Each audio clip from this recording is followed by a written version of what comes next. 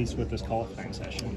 Yeah, I mean, it's good. I think most weeks with A and B qualifying, you get pretty hurt being in A, and we've been in A significantly more than B.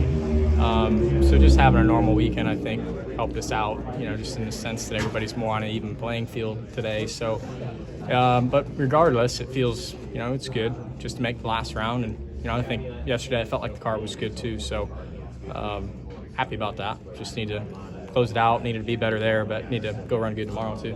How did you guys take such a big step forward, I feel like, in the second half of the season?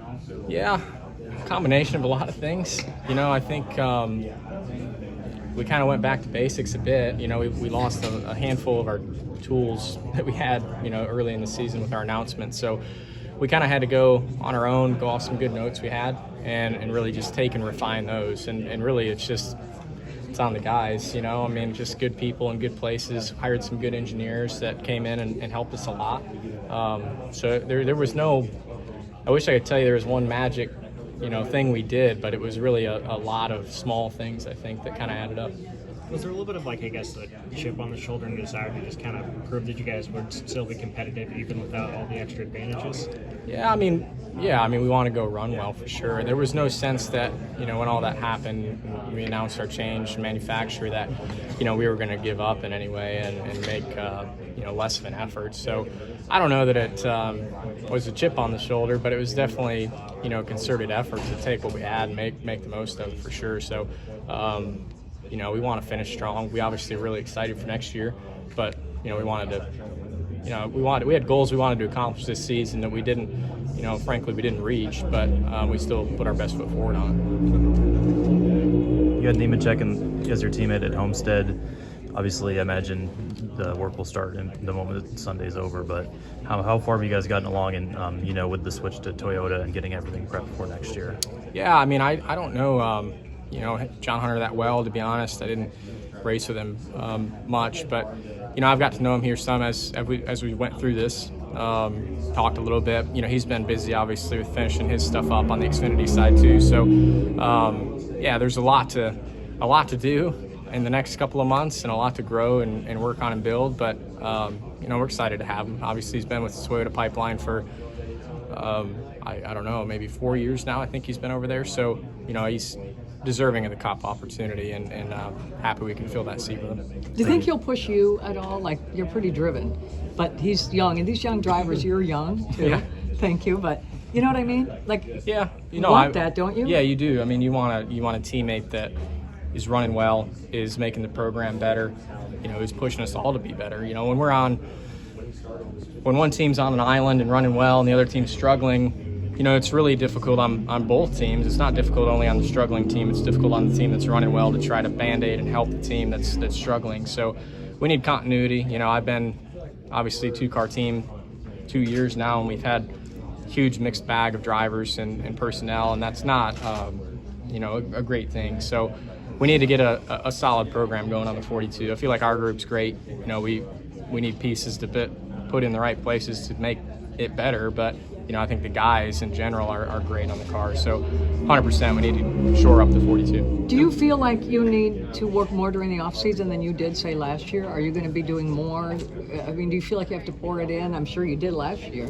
Yeah, not really on my part, but the team part's going to be huge. The engineers and those guys that are going to be learning new simulation program. They're going to be working with new people on the engineering side at TRD. There's going to be a lot of huge change for them, and there's anticipation, right, that we want to hit the ground running, but that's a tall order when you're relearning everything like that. So we want to do what we can in the off season. We've got a month. We got to cut bodies off, change engines over to come back and test here in a month. So there's a ton of work to be done on that side of things for those guys. And as far as me, I obviously relationship building is going to be important through the off season with TRD, and then getting in the simulator and trying to just figure out what's going to be different on my end with the car. But overall, it's going to be hard on the guys. One of those drivers about cutting off bodies and stuff like that, and we look at all the 4 teams that just have to worry about the noses being changed. You guys are changing everything. Is that challenging? Is that tough? Like, what happens with that? Yeah, it's a big project, but it's easier than years past.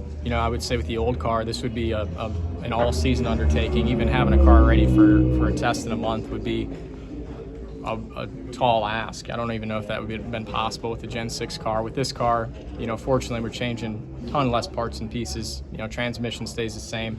Only thing that's changing is in the driveline is the motor and probably the motor plate and the mounting, and then the nose and the tail on the car, along with a little bit of the greenhouse. So overall, the job is much easier, but it's still a huge project for these guys. We're just the matter of getting the pieces to the shop, getting them ready, getting them on the car, and getting these guys used to working on those parts. Having been a teammate with him for many races, what's your impressions on Carson so far?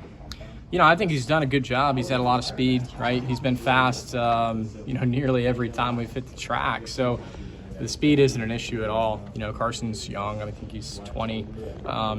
He's got a lot to learn still and refine, but, he's got the speed. He reminds me of any, good young racer, right, that has speed and can go out and go fast and just has, some things he needs to clean up and work on. And that'll come with age and maturity and time in the series, especially in Cup next year. I think in the lower divisions right now, the way things are, the racing is quite a bit different. The level of what's acceptable and not is very different in Truck and Xfinity compared to Cup.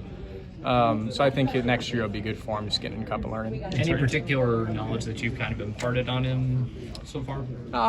No, I don't think there's any one thing I've told him. He's learning. He's got good people around him, and I'm not super close to him in any sense that I feel that would be my place to come in and say that. I know the people around him really well. I'm good friends with the people that work with him, and I would say probably some of what they tell them comes through me, through them. I think that's a better way sometimes when you're young, and having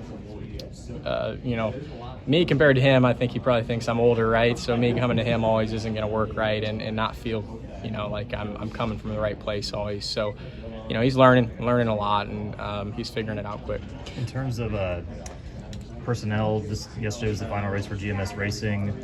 Will any of the crew members from that team be reassigned to Legacy next year if they aren't already on the team? Yeah, there's a handful. I don't know the exact numbers, to be honest, of how many employees GMS totally had and how many are coming over. I would say over half of them are moving over to the Legacy group and staying.